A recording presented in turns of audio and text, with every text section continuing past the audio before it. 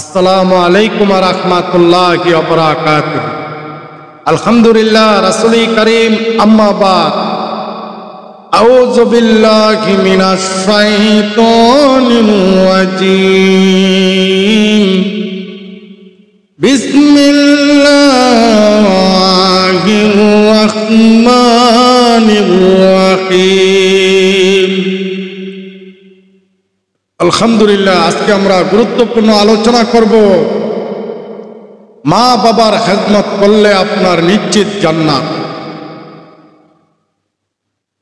নবী করিম সাল্লাল্লাহু আলাইহি ওয়াসাল্লামকে এক সাহাবী জিজ্ঞাসা করিল, প্রিয় নবী রাহমাতুল লিল আলামিন, আগো দয়ার নবী, মায়ার নবী, রাহমাতুল লিল আলামিন, খেদমত করব কার?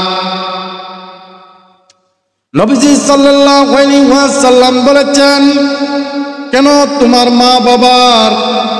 আবারও জিজ্ঞাসা করিলেন, ও দয়ার নবী, মায়ার নবী, খেদমত করব কার? আমার আপনার নবী রাহমাতুল লিল আলামিন আবারও বললেন, কেন তোমার মা বাবার খেদমত করবা?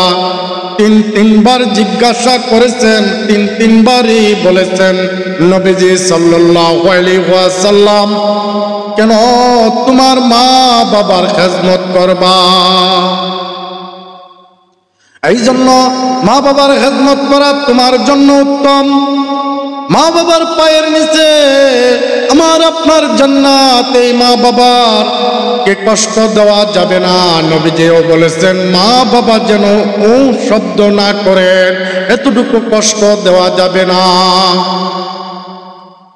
আমরা যতটুকু ছাত্র আছে, যতটুকু আমাদের সামর্থ্য আছে, আমরা মা বাবার চাওয়া পাওয়া পূর্ণ করার চেষ্টা করব, মা বাবার খেদমত করব।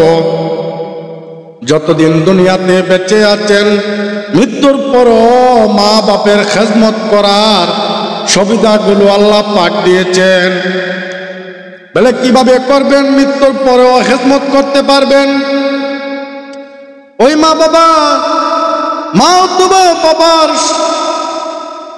জন্য দোয়া করবেন, আল্লাহ পাকের কাছে দোয়া করবেন। কবরের পাশে গিয়ে সূরা ইখলাস, সূরা ফাতিহা 3 বার তেলাওয়াত করবেন, দরুদ শরীফ পাঠ করবেন, আল্লাহর কাছে দোয়া করবেন, রাব্বিরহামহুমা কামা রাব্বায়ানি সাগীরা।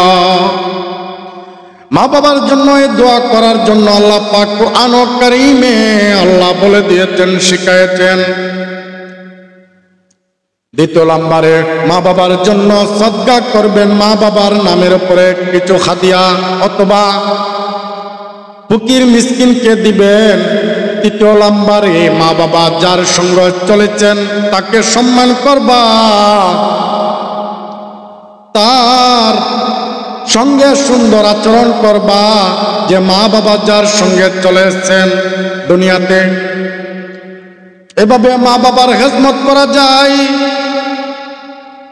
আল্লাহ পাক রব্বুল আলামিন যেন আমাদের সকলকে মা বাবার খেদমত করা তৌফিক দান করেন, কারণ মা বাবার পায়ের নিচে সন্তানের জান্নাত। এই মা বাবা যদি দোয়া করে কোনো ছেলে সন্তানের জন্য, আল্লাহ পাকের দরবারে কবুল হয়ে যাবে। আল্লাহর আরশে আজিমে এই দোয়া সরাসরি পৌঁছে যায়। মা বাবার সঙ্গে বেয়াদবি করা যাবে না। এই মা বাবা হলো আমার জান্নাত।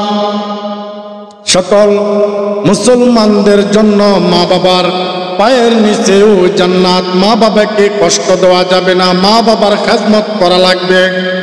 মা বাবার থেকে দোয়া নিতে হবে, তাহলে জীবনে সফল হইতে পারবা, জীবনে উন্নতি করতে পারবা। পরকালেও আল্লাহ পাক বেহেশতের ব্যবস্থা করে দিবেন আল্লাহ পাক। কারণ মা বাবা যদি দোয়া করে, মা বাবা যেরকম দোয়া করবেন এরকমই হবেন ইনশাআল্লাহ। মা বাবা খুশি তো আল্লাহ পাক খুশি। আল্লাহ পাক যেন আমাদের সকলকে তৌফিক দান করেন মা বাবার খেদমত করা, মা বাবার দোয়া পাওয়ার জন্য ইনশাআল্লাহ সকলেই যেন উপযুক্ত হয়ে যায়। আল্লাহ পাক যেন তৌফিক দান করেন। সকলে বলে আমিন।